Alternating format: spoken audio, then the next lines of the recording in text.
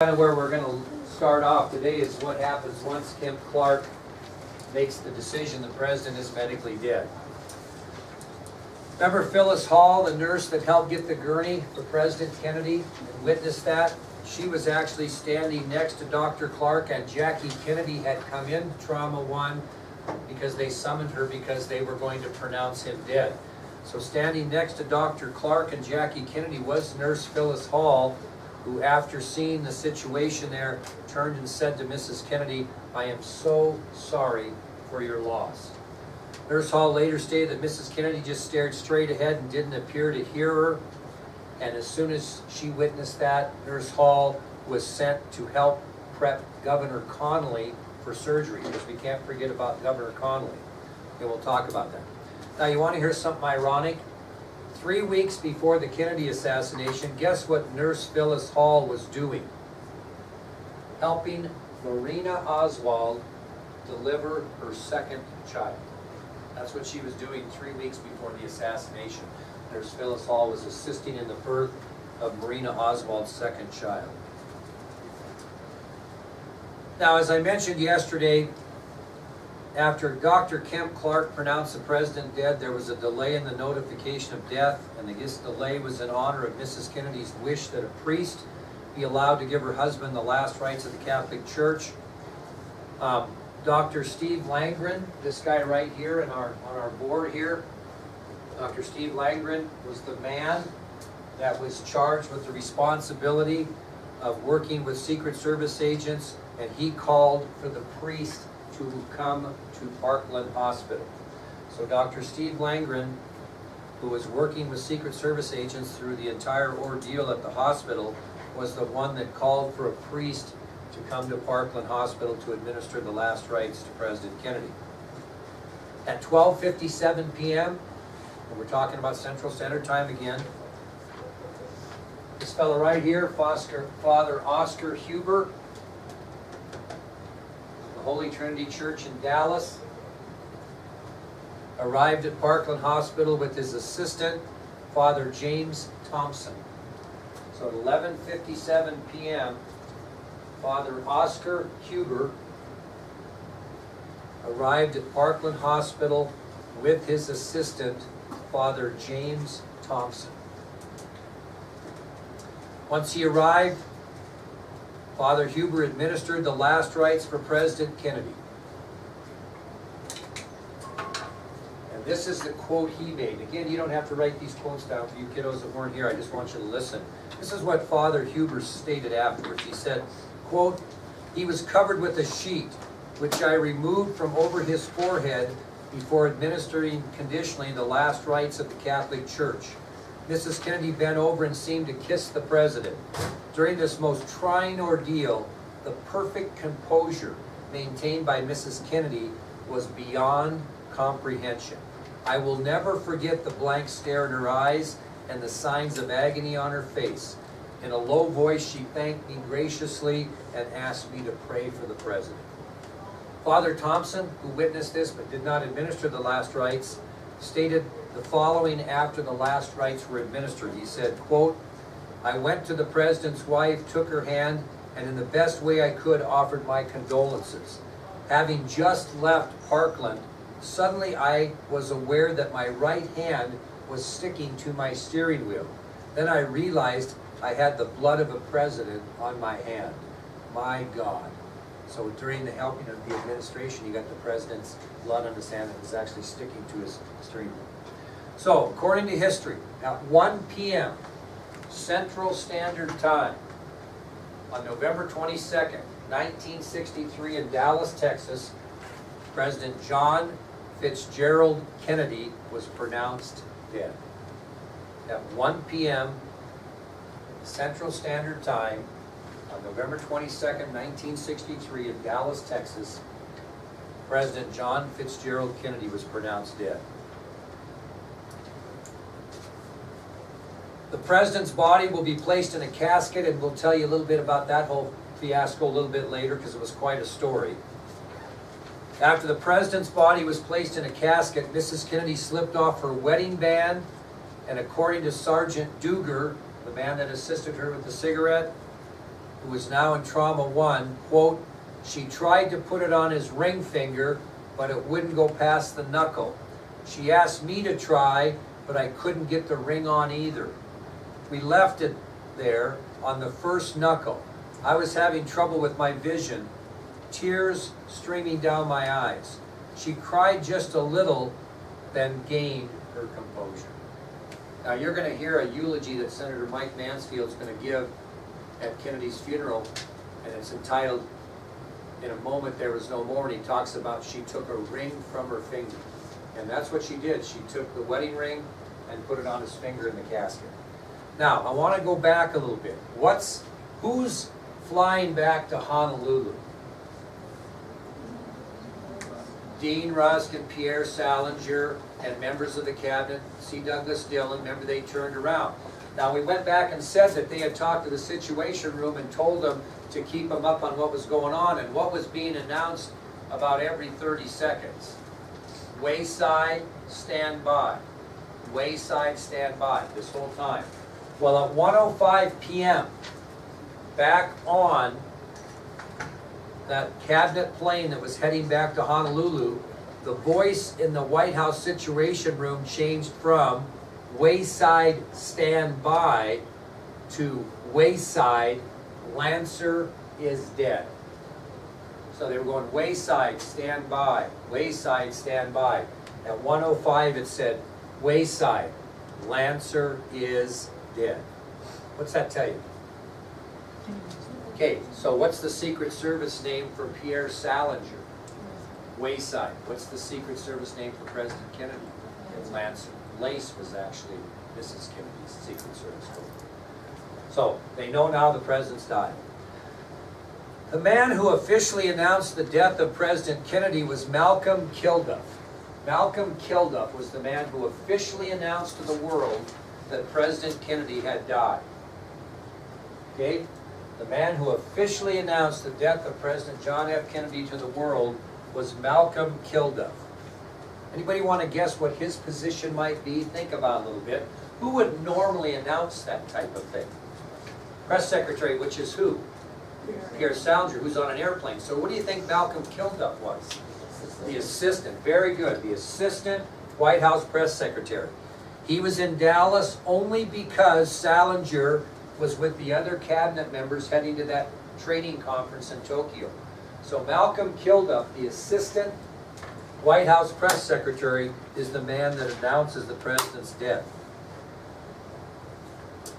Now let me tell you what happens prior to that. Kilduff is pretty nervous. Would you want to be the one to, I mean, this is a big announcement, right? All the media outlets are waiting for this. The whole stinking world's waiting for this. So the last thing you want to do is screw this up. I mean, you don't want to do it. So Kilduff goes to Kenneth O'Donnell. And he says to Kenneth, he says, Kenny, this is a terrible time to have to approach you on this, but the world has got to know President Kennedy is dead. So who does Kilduff go to kind of get some help to not mess this up? Is Kenneth O'Donnell, that guy we've talked about forever. Kenneth O'Donnell responded back to Kilduff. He said, well, you are going to have to make the announcement. Go ahead, but you better check it with Mr. Johnson. So O'Donnell responds to Kilduff by saying, quote, well, you're going to have to make the announcement. Go ahead, but you better check it with Mr. Johnson. Doesn't say President Johnson. Why? He's having a real hard time acknowledging even that the president's been killed and Lyndon Johnson is going to be the president of the United States. Do you think he likes Johnson? No, he doesn't like him at all, matter of fact. Well, basically Malcolm Kilduff is going to have to ask Lyndon Johnson for his approval to announce Kennedy's death to the public. That's the advice Kenneth O'Donnell is giving Kilduff, is go check with Lyndon Johnson and see what he wants to do. Well, Johnson ordered that the announcement of the president's death be made only after he had what? You'd think sworn in, but it was, see, if it wasn't sworn in, where's he still at? Where's Johnson still at right now, so to speak? It's at the hospital. So he said he said basically, don't announce the president's death until I leave the hospital. He said, quote, I think I had better get out of here before you announce it. We don't know whether this is a worldwide conspiracy, whether they are after me as well as they were after President Kennedy. Probably legitimate. So he didn't want to be targeted or have people really know what the story was of his whereabouts. So he said, wait till I get out of here and then go ahead and announce it. Well, when Kilduff received confirmation that Johnson had left Parkland Hospital, he then made preparations to announce the president's death to the press and the entire world. And they're going to do this in a nurse's classroom at Parkland Hospital. Okay, they're going to do this at a nurse's classroom in Parkland Hospital. So at 1:33 p.m., 33 minutes after the president was officially pronounced dead, 1:33 p.m., 33 minutes later, this is what Malcolm Kilduff stated to the press in that nurse's classroom at Parkland Hospital. He said, quote, President John F. Kennedy died at approximately 1 p.m. Central Standard Time today here in Dallas. He died of a gunshot wound to the brain. I have no other details regarding the assassination of the president. Now, who was waiting for this announcement specifically all across the country? The media, right? And who was the most important media mogul at the time? A guy by the name of Walter Cronkite. And here's a picture of Walter Cronkite up there. I think he'd be familiar to you. He worked for CBS News, probably the most respected news reporter of the time. And during this time, from 12:30 to 1:33, there were all kinds of reports coming in from all over that the president was dead. People witnessed people saying he was dead. Secret Service coming out of the hospital saying he's dead, because where are the media? They're all in the area. So Walter Cronkite might say something like, we have an unconfirmed report the president's dead, totally unverified. He's waiting, because he's a consummate professional, to get the appropriate word before he's going to get on CBS News to the entire world and let them know what's going on. So at approximately 1:33, after hearing Kilduff's announcement, CBS News correspondent Walter Cronkite announces on national television the following to the American people. Again, you don't have to write it down. He said, from Dallas, Texas, the flash, apparently official, President Kennedy died at 1 p.m. Central Standard Time, a half hour ago. This is the most consummate journalist in American history. As a journalist, are you supposed to show emotion? You can't do it. It doesn't work for you. But when he makes that first part of that, when he says from Dallas, Texas, the flash apparently official, President Kennedy died at 1 p.m. Central Standard Time, a half hour ago, he begins to choke up and tear up. You'll see it on a video during the course of this. And it's really kind of an emotional time, because this guy never would do that. He gains his composure. You can see a little bit of a choke in his voice, and he continues by saying, Vice President Johnson has left the hospital in Dallas, but we do not to where he has proceeded. Presumably, he will be taking the oath of office shortly and become the 36th President of the United States. But between those comments, he actually teared up and lost composure. You'll see it. He later talked about that, because this was a historic announcement, first of all. He was the first media man to really give the official announcement. And he was asked about the fact that he had lost a little composure, which absolutely wasn't him. And this is what he said. This is a great paragraph. He said, it is an interesting thing about us news people. We are much like doctors and nurses and firemen and police. In the midst of tragedy, our professional drive takes over and dominates our emotions. We move almost like automations to get the job done. The time for emotional reaction must wait.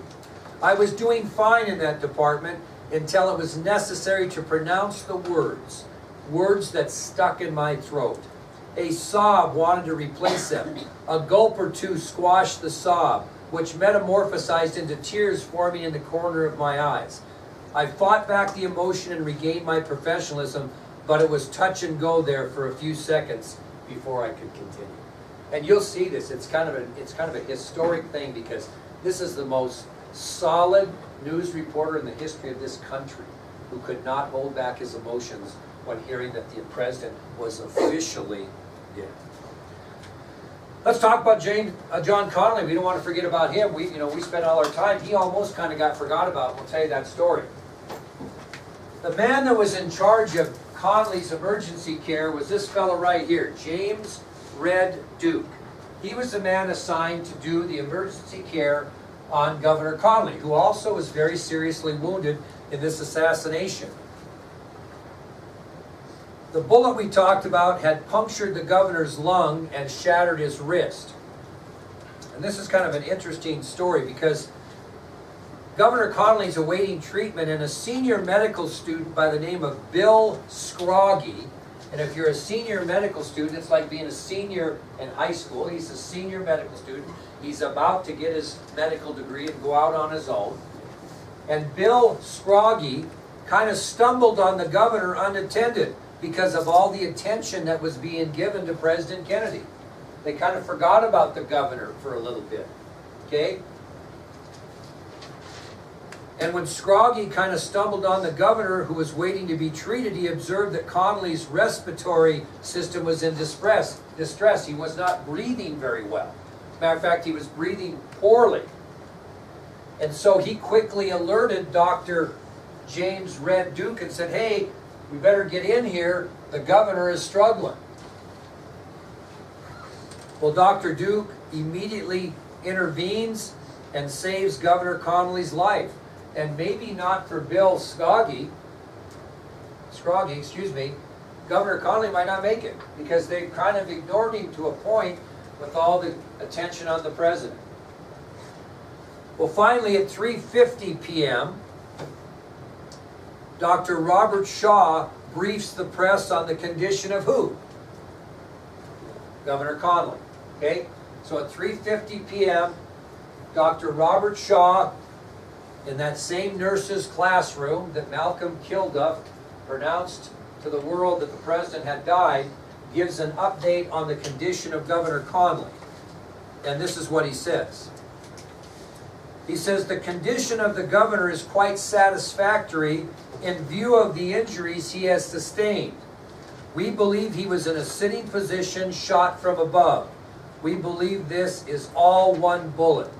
Now, he doesn't say that it's all one bullet from Kennedy and Connally. He thinks that the injuries sustained by Connally are from one bullet. You know, the fact that his lung was punctured, his wrist was broken, and the bullet ended up in his thigh, one shot.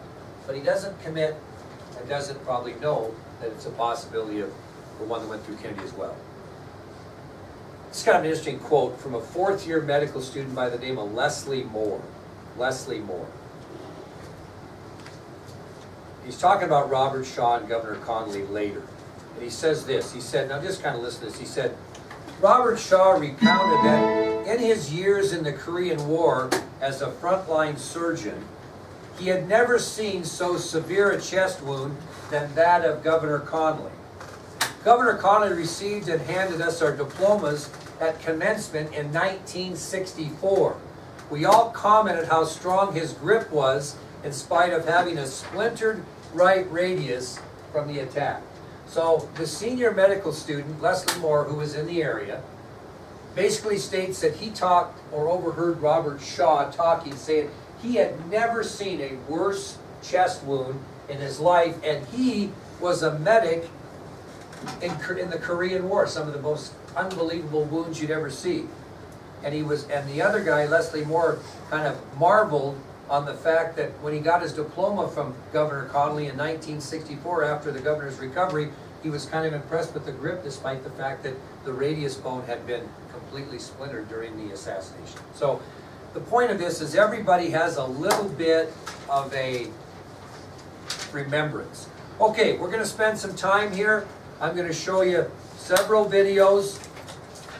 We're going to continue with what we had talked about when we went through San Antonio, right, and Houston and Fort Worth, and then we're going to continue that video in Dallas. But I'm going to show you a couple other things here. I'm going to show you a video, first of all. Who is Mary Mormon? Lady that took the picture from the picture from behind. Okay. Who is Nellie Connolly? Governor's wife. Who is Clint Hill? We know that pretty well. So what I'm going to do today is I'm going to show you short clips from those three people on the 50th anniversary of the Kennedy assassination, although Mrs. Connolly's is from the 35th because she had passed away by the time the 50th had came about. And then tomorrow we're going to watch that video, part 3 in Dallas. So that's kind of the plan for tomorrow. Okay? Now I think you'll really enjoy these videos. They're very